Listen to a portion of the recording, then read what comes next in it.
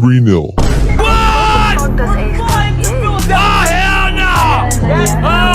Not to Arsenal, not to Manchester City. To Brentford. On the opening day of the season. By the time the second half had barely started, Tottenham were already down 3 goals, hadn't managed a single shot on target in the first half, and Roberto De Zerbi's £237 million rebuild looked exactly like the team it replaced. So today we're asking the question every Spurs fan is either furious about or afraid to say out loud: is Tottenham cooked? To understand why this hurts so much, you have to rewind to last season. 2025/26 was, by any measure, one of the most chaotic campaigns in the club's history. Spurs went through 3 different head coaches, starting the year under Thomas Frank, switching to Igor Tudor mid-season, and finally handing the job to Roberto De Zerbi as the club dropped into the relegation zone. At one point, they lost 6 games in a row, going on a 15-match winless run in the league. Opta gave them a 59% chance of relegation. It came down to the final day. Spurs had to beat Everton at home and hope West Ham didn't beat Leeds by an absurd margin. They won 1-0. West Ham lost their top flight status for the first time since 2012. Spurs survived, barely, finishing 17th, the exact same spot as the year before. Keane Lewis-Potter opened the scoring in the 12th minute after Spurs failed to deal with a simple bit of build-up play. Vitaly Janelt doubled it just before halftime, pouncing on a rebound Antonin Kinski could only parry. And Michael Coyote made it 3 less than 5 minutes into the second half from a set piece. Spurs had more possession. It didn't matter. They didn't register a shot on target in the entire first half. New signings started, a new manager was in the dugout, and the same old defensive fragility showed up on cue. If you're a Spurs fan, this was supposed to be the reset. Instead, it looked like more of the same script, with more expensive actors. Now, here's where the fan base splits. A lot of supporters point to the injury list as the real explanation for last season's collapse. And it's not nothing. Spurs were without 4 key creative and defensive players for large stretches. For example, we can talk about Mohamed Kudus, signed from West Ham for £55 million. He looked like one of the best pieces of business in the league early on, racking up 2 goals and 5 assists in 19 starts.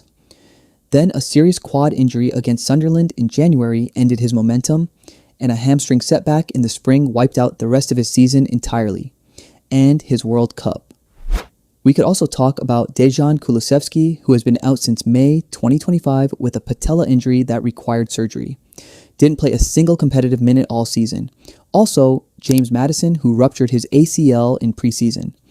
Gone before the campaign even started, and let's not forget Christian Romero, who had been sidelined for a significant chunk of the run-in, right when Spurs needed defensive leadership most. James Maddison himself said Tottenham's injury situation was worse than any other club's, and that if the regulars had stayed fit, they wouldn't have finished anywhere near the drop zone. That's a real argument. Losing your 2 most creative attacking players and your best center back for most of a season would cripple almost any Premier League squad. But here's the counter-argument, and it's the one a lot of pundits and rival fans are making right now.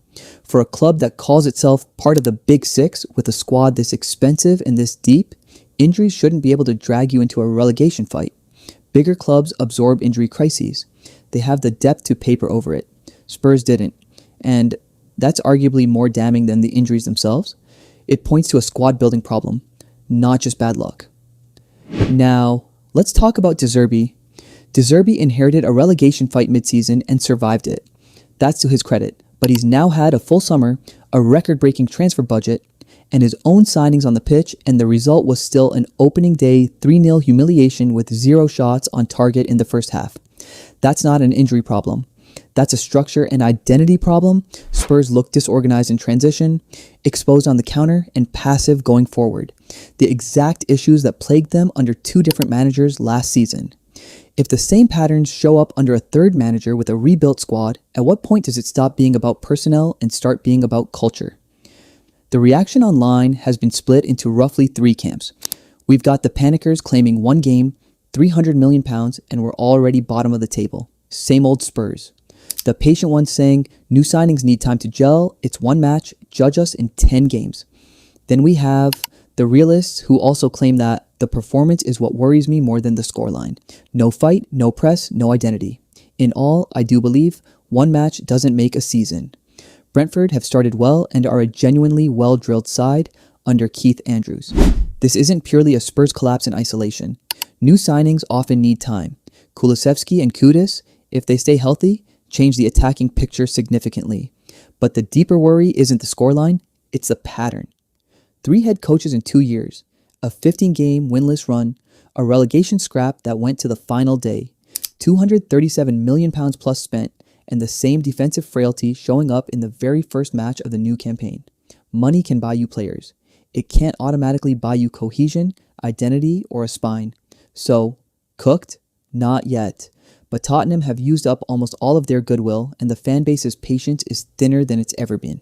If the squad, with this spending, is anywhere near a relegation conversation by Christmas, there won't be an injury list long enough to explain it away.